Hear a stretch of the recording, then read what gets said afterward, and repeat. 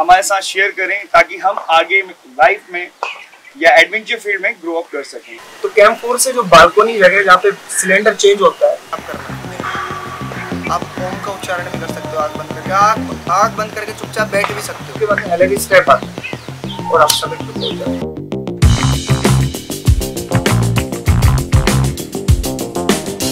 NGOs जो होते हैं, कई एनजीओ से भी सर जुड़े रहते हैं ऐसे कामों के लिए, जिसमें फॉर एग्जाम्पल मैं अगर आपको बताऊं, जिसमें लोगों की हेल्प की जाती है, ऐसे कामों में भी सर जुड़े रहते हैं। तो एक बार नरेंद्र सर का वेलकम करेंगे प्लीज। रिक्वेस्ट करूंगा लकी सर हमारे साथ।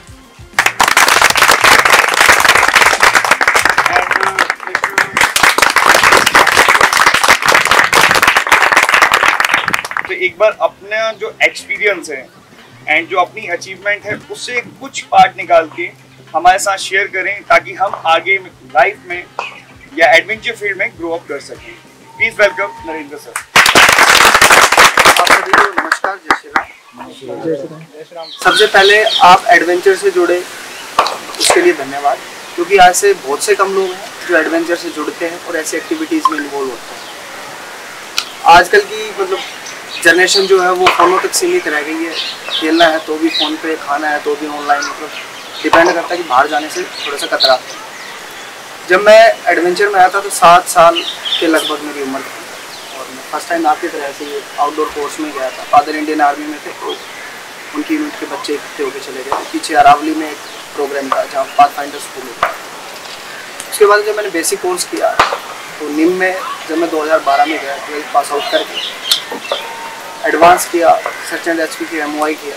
सारे कोर्सेज करने के बाद निष्कर्ष एक ही निकला कि आप जितना सीखोगे उतना ही कम है, और तब हम जितना सीखते हैं तभी उतना आगे सिखा पाते हैं। तो आप लोग जिस काम के लिए यहाँ पे आए हो, सीखने आए हो सब, तो जितना हो सके ज़्यादा से ज़्यादा सीखने की कोशिश करो। और ये मत समझना कि हम परिपक्व हो चुके हैं, कि हम फुल हो चुके हैं, हमारी नॉलेज पूरी हो गई है। जितना भी हो सके, जिस भी कोर्स में आपको मौका मिले जाने का, तो कोशिश करना कि वहाँ पे जाओ।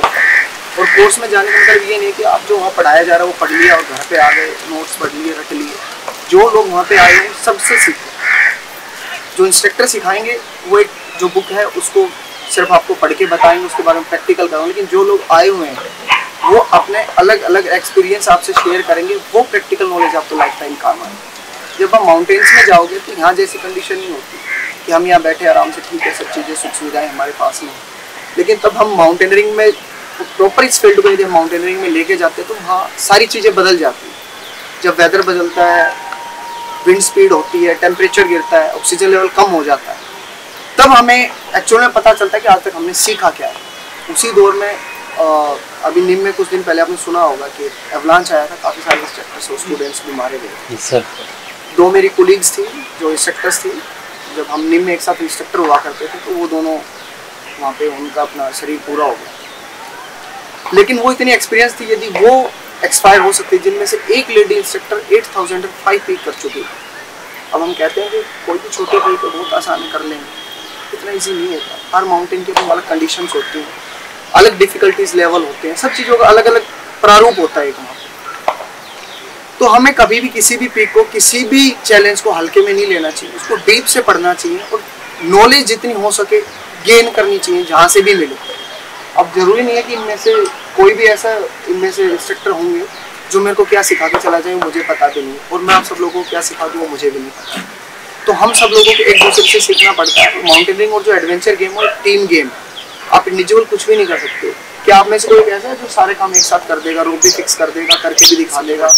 इन केस देश में कोई डिजास्टर आ जाता है, कोई ऐसी घटना होती है, पड़ोस के घर में आग लग जाती है और आपको रेस्क्यू करना पड़े, वो सारी टेक्निक्स आपके यहीं जो यहाँ पे एक्टिविटी से लगी हुई है, सारी चीज़ें हैं। आपको रोड फिक्स करके कैसे किसी को बाहर निकालना, तो यहीं तक सीमित नहीं रहना। समाज को कभी जरूरत पड़े, देश को जरूरत पड़े, राष्ट्र को जरूरत पड़े, तो आप लोगों को समर्पित रहना। जब केदारनाथ में फ्लड आई थी, यदि उस टाइम पे आप जैसे जो लोग थे वहाँ पे इनिशिएटिव नहीं लेते, तो जो लोग मरे उसके 100 गुना लोग मरने, क्योंकि बचाने वालों की संख्या NDRF और SDRF वहाँ पे काम करी, लेकिन फिर भी वहाँ पे माउंटेनियर्स की जरूरत पड़ी और एडवेंचर से रिलेटेड लोगों की जरूरत पड़ी। तो आप लकी हो कि आप इस फील्ड में आए हो और ये फील्ड कोई ऐसा नहीं है कि हम बोले ना कि जीत और हार का खेल नहीं है, एक टीम वर्क है, इसमें हार और जीत से कोई लेना देना नहीं होता हमें किसी को। हमें टीम में रह के कैसे काम करना है। यदि मुझे जुम्मा मिला कि मैं बिले करूंगा तो मैं कितना लीड क्लाइंबर को मैं सपोर्ट कर सकता हूँ, हमारी कम्युनिकेशन क्या है, वो सब चीज़ें मैटर करती है।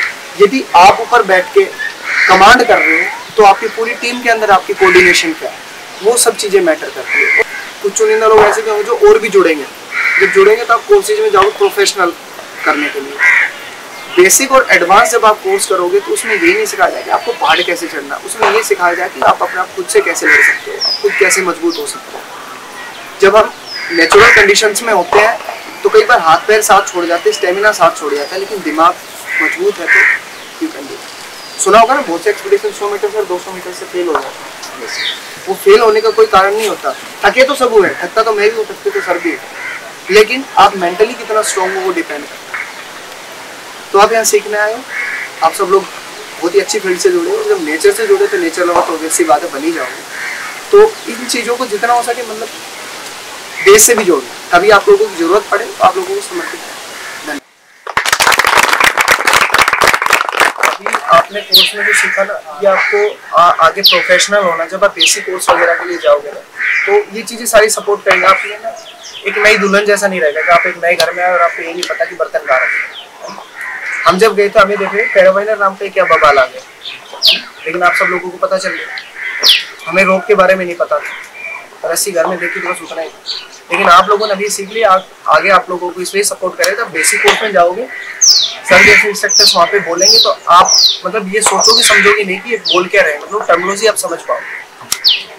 Basic advance search and rescue जब आप सारे कोर्स क्वालिफाई कर लेते हो, आप कैरियर की बात कर रहे हो, तो अपने जो भी इंस्टीट्यूट है वहाँ पे हायर किए जाते हैं इंस्ट्रक्टर्स और वैकेंसीज भी निकलती हैं।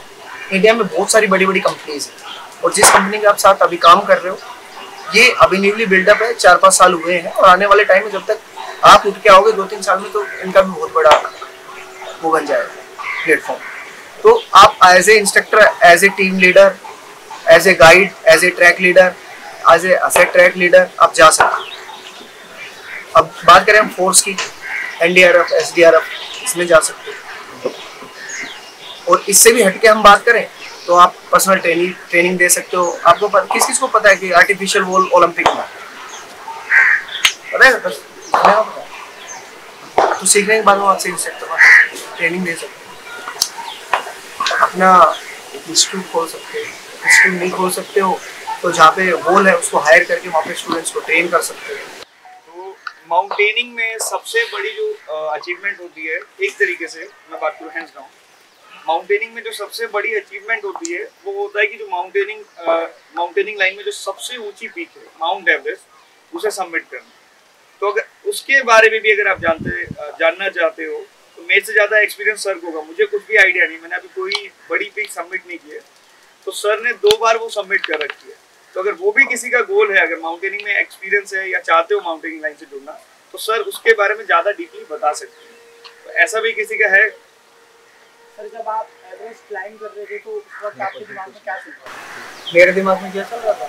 मैं दिमाग में तो यहाँ से फिक्स करके गया, मेरे हरदम दिमाग में एक ही चल रहा है कि सेफली क्लाइंब करके बैठ आना। मेरे दिमाग में सबमिट करना नहीं होता, मेरे दिमाग में सेफली वापस आना। और आप किसी भी पीक को क्लाइंब करने जाते हो वो पहले ही पता चल जाता है कि ये सक्सेस होना है।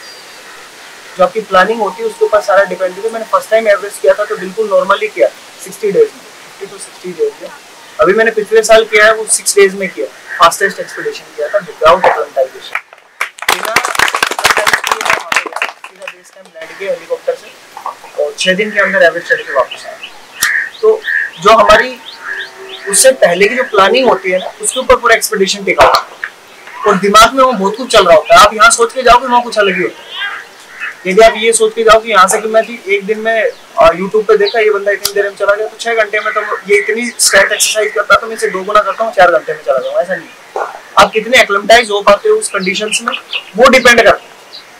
और 4 फेज में एवरेस्ट बटा हुआ है, हर फेज अलग तरीके का है। जब आप बेस कैंप से कैम्पबंद जाओगे तो खुम्बू आइसफॉल वर्ल्ड का सबसे डेंजरस आइसफॉल है। उसमें एक एरिया आता है पॉपकॉर्न एरिया, जैसे पॉपकॉर्न होते हैं इस टाइप के कभी भी पिलर्स गिर जाते हैं आइस।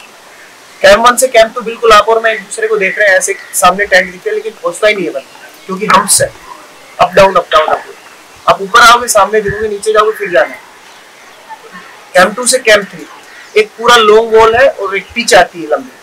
कैंप 3 पूरा ओवर हैंग होता है, जैसे चेयर है ऐसे टेंट लगता है, बर्फ काट के शायद आधा टेंट बाहर भी। कैंप 3 से कैंप 4 एक लोड से फेस नाम की जगह आती है जो पूरी टिपिकल मतलब ग्रेडियंट 70 to 80। तब आप कैंप 4 पहुंचते हैं जिसको डेड जोन कहते हैं। कैंप 4 से बालकोनी एक सबसे मतलब मेन जो फेस होता है जब आप समिट पुश के लिए निकलते हो, तो कैंप 4 से जो बालकोनी जगह जहाँ पे सिलेंडर चेंज होता है, जहाँ से आप चाइना को देख सकते हैं, वहाँ तो कुछ नहीं है, टेबल जितना बड़ा पत्थर है और बालकोनी जैसे अपने घर की बालकोनी जिस तरीके से आप खड़े हो सकते हो, इसलिए उसका नाम होता है। उसके बाद में समिट से पहले साउथ समिट आता है, साउथ समिट के बाद में हेलेरी स्टेप आता है और आप समिट पे पहुंच जाते हैं।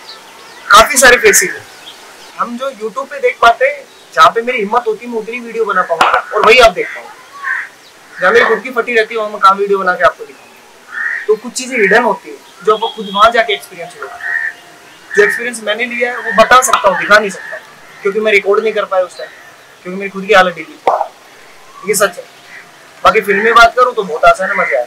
मांगा इसलिए देने के लिए हानि, जब वो पूछते पूछते रेस्क्यू टीम वाले हमारे टेंट की तरफ आए तो स्लीपिंग बैग दे दिया। जो क्लाइंबिंग शूज थे वो मैं वही पहन के कैंप 2 में सुबह उठ के देखा तो पैर मतलब जूतों से पैर निकाले तो चमड़ी अंदर ही आ गई और लगभग 2-2.5 साल लगे थे मुझे रिकवरी, और अब भी वो ठीक नहीं हुई है ना, डिप्रेशन में भी आती है। अब आप किसी से भी अटैचमेंट होती है, अटैचमेंट के बाद में यदि वो बंदा आपको तू भी कह देता है ना तो आपको फील हो जाएगा, लेकिन कोई अनजान आदमी आपको गाली दे के चला जाएगा ना, आपको कोई फर्क नहीं पड़ता, आप बदले में गाली दोगे बात खत्म। इन सब चीज़ों से बचने के लिए सबसे बढ़िया है आध्यात्मिक में जाओ, अध्यात्म में जाओ थोड़ा सा। डेली मंदिर नहीं जा सकते तो मंगलवार तो जाओ कम से कम। सुबह 5 मिनट दो अपने आप को। जरूरी नहीं है कि मंत्र ही पढ़ने आप, मंत्रों का जाप करना नहीं। आप ओम का उच्चारण भी कर सकते हो आँख बंद करके, आँख बंद करके चुपचाप बैठ भी सकते हो। उसके लिए भगवान जी का सामने होना जरूरी नहीं है। सूर्य देवता को जल दे सकते हो सुबह, और जितना हो सके माथे पे तिलक लगाया था। वो ऐसा लगना चाहिए कि मैं सेफ। उस दिन रक्षाबंधन बनेगा मेरे हिसाब से, मैं ऐसा मानता हूँ। बाकी सब दिखावा है। बहुत बड़ी बात बोल रहे हैं। जिस दिन लड़कियाँ आराम से घूम पाएंगी, एक माहौल होगा, और जिस दिन हमारी नज़र लड़कियों को देख के सम्मान से झुक जाएगी, उस दिन रक्षाबंधन है। आज के दिन बस हमें एक दिन पे डिपेंड हो रखे हैं, ठीक है रक्षाबंधन है, सेलिब्रेट किया, 4 मैसेज भेजे, 4 लिए, 4-5 राखी बंधवा ली, अगले दिन आधी खोल ली, आधी रह गई। मुझे फॉलोअरों की जरूरत नहीं है, मुझे रियल स्ट्रेंथ की जरूरत है। मतलब मेरे विचार मुझे यूट्यूब और वहाँ पब्लिश करके कोई मजे नहीं आते, लेकिन मजबूरी ये है कि आज के दिन प्लेटफॉर्म बनी है। मैं चाहता हूँ कि यदि मैं 2 लोगों को भी सक्सेस कर देता हूँ तो मेरे लिए बहुत बढ़िया। तो आप सब लोगों को यहीं से ये सब चीज़ें छोड़नी नहीं, लगा रहना है, हार नहीं माननी है। तब ये सोचो कि एक दिन में एडमन हेलेरी बन जाओगे, पॉसिबल नहीं है, लेकिन हाँ एक दिन जरूर बन जाओगे। जी सर, लगे रहना। और जो एडवेंचर के लिए यहाँ पे आया है तो इन सकते जितने भी जितना हो सके इनसे ज़्यादा सीखना। मन में कुछ घर मत लेके जाना कि मैं वहाँ गया था रह गया, कल ना कंपनी को ब्लेम कर रहे हो, वो गलत। सीखना, बताएंगे, एक बार नहीं 1,00,000 बार बताएंगे। हमारे सर जो है बेसिक एडवांस हमने किया हुआ है, और उनके लिए ये एडवेंचर एक्टिविटी तो मेरे हिसाब से तो मिले। बेसिक एडवांस करने के बाद वो यहाँ पे पहुंचे तो बहुत एक्सपीरियंस है और कई सालों से इस फील्ड में भी है। बहुत कुछ सिखाएंगे, बहुत कुछ आपको सीखना बाकी है, बस सीख के जाना। और एडवेंचर से जुड़ना मतलब नेचर से जुड़ना, और नेचर से जुड़ने का मतलब है देश से जुड़ना। जितने भी सेक्टर है सबको सम्मान दो, जब सम्मान दोगे तो वही तो ऑटोमेटिकली सारी चीजें आपसे इमोशनल अटैच होगा, तो शायद 2 चीजें ज्यादा बताएगा। आप कोशिश करके देखो सम्मान की नजर से, सम्मान से कहना है, आपसे बहुत कुछ ज्यादा देखे जाएंगे। इस कोर्स से आगे की बात बता दो, ट्राई करना, मैंने किया है।